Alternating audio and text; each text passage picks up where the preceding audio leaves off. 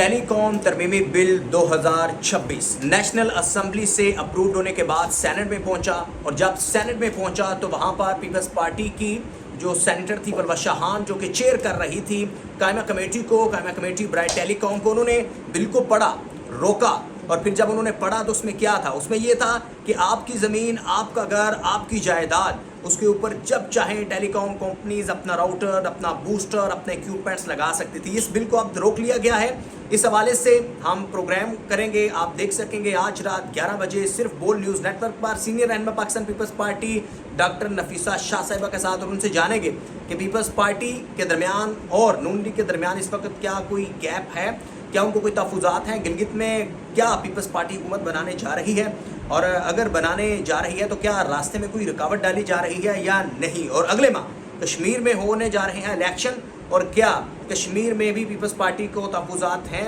Pre poll rigging के ऊपर या नहीं। देख सकेंगे कंप्लीट प्रोग्राम आज रात 11 बजे सिर्फ बोल न्यूज़ नेटवर्क पे ज़ोए मंशा के साथ।